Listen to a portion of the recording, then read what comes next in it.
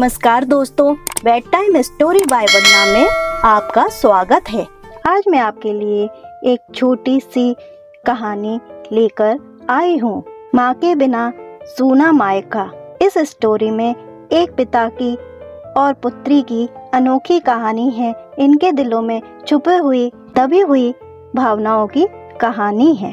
तो आइए शुरू करते हैं आज की कहानी, माँ बिना मायका।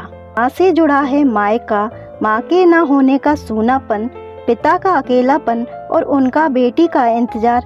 कैसे नहीं देख पाई मैं मेरा मायका। तो दोस्तों शुरू करते हैं आज की कहानी। बच्चों की गर्मियों की छुट्टी लगे अभी 2 ही दिन हुए थे। सुबह सुबह पापा का कॉल आ गया। बोले बेटा कब आओगी?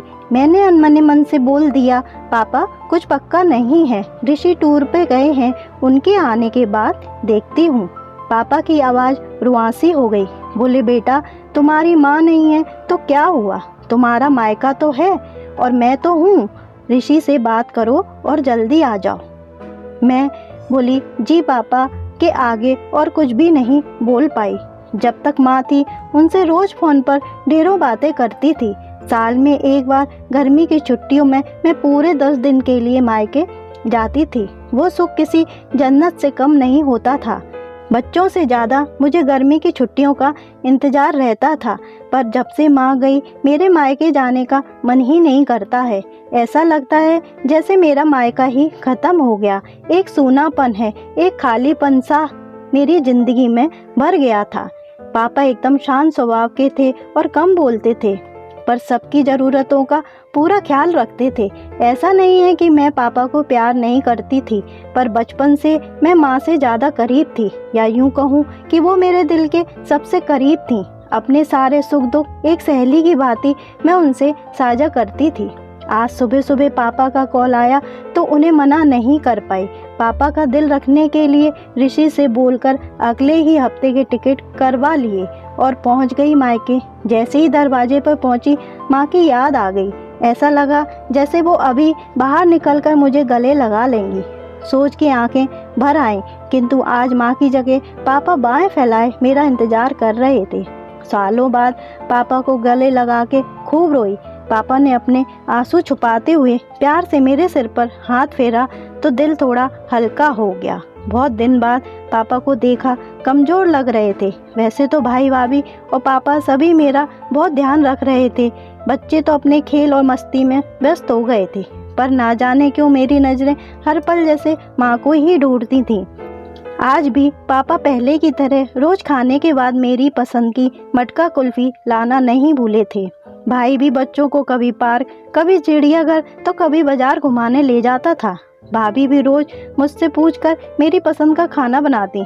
सब कुछ पहले की तरह ही था, बस नहीं था तो माँ नहीं थी। इस बार मायके में मेरा दिल नहीं लग रहा था। माँ की कमी मुझे बहुत खल रही थी। ऋषि को कॉल करके मैंने 2 दिन बाद का टिकट करवा लिया। सबने मुझे रोकने की बहुत कोशिश की, पर मैं नहीं मानी। देखते ही देखते मेरे जाने का समय आ गया। आज शाम की ट्रेन से मेरी घर वापसी थी। मैंने सामान पैक करके रख लिया था, बस पापा का इंतज़ार कर रही थी। पापा ना जाने सुबह से बिना बताए कहाँ चले गए थे। उनका मोबाइल भी नहीं लग रहा था। मन घबरा रहा था, बिना बताए आखिर गए कहाँ। इधर मेरी ट्रेन का समय भी होता जा रहा था। समझ नहीं आ रहा था कि क्या करूं। तभी पापा का कॉल आया। बोले गुड़िया तुम लोग स्टेशन पहुंच जाओ, मैं सीधे वहीं पहुंच रहा हूं। हम लोग स्टेशन पहुंच गए। ट्रेन सही समय पर थी। पापा स्टेशन पर हमारा इंतज़ार कर रहे थे। उनके हाथ में एक बॉक्स था। उन्होंने मुझे देते हुए गले लगाया और बोले इसे ही लेने गया था, इसलिए देर हो गई, संभाल के रखो। मैंने आश्चर्यचकित होते हुए पूछा इसमें क्या है? पापा की आंखें भर आईं। अपने आंसू पोंछते हुए बोले तुम्हारी माँ का प्यार। कुछ समझती तभी ट्रेन आ गई। हमें ट्रेन में बैठा के पापा और भाई ने विदा कर दिया। मेरी नज़रों से ओझल होने तक पापा वहीं खड़े हाथ हिलाते रहे। मैं भी ना जाने कब तक बाहर खिड़की से उन लोगों को निहारती रही। तभी बेटे ने आवाज़ दी और मेरे हाथों में एक चिट्ठी थमाते हुए कहा मम्मी नाना जी ने ये आपके लिए दिया है। मैंने तुरंत चिट्ठी खोली। मेरी प्यारी गुड़िया रानी, सदा खुश रहो। जब तक तुम्हारी माँ थी, तुम्हारी हर छोटी बड़ी बात का ख्याल वही रखती थी। मैं जानता हूँ कि मैं तुम्हारी माँ की जगह तो नहीं ले सकता, पर उनकी कमी की पूर्ति करने की कोशिश तो कर सकता हूँ। आज तुम्हारी माँ होती तो हमेशा की तरह अपने हाथों से तुम्हारे लिए बड़ी पापड़ अचार बना के साथ भेजती। माँ के हाथ का तो नहीं, पर उसके स्वाद जैसा सब सामान एक दुकानदार से बनवाने की कोशिश की है। उम्मीद है तुम्हें पसंद आएगा। और हाँ बेटा, माँ नहीं है तो क्या हुआ, तुम्हारा मायका और हम तो हैं। पहले की ही तरह तुम्हारा इंतजार रहेगा।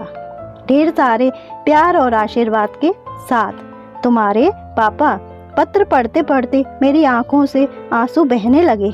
सहसा मेरे मुंह से निकला, आई लव यू पापा। बात छोटी सी थी, पर उसमें अथाह प्यार समाहित था।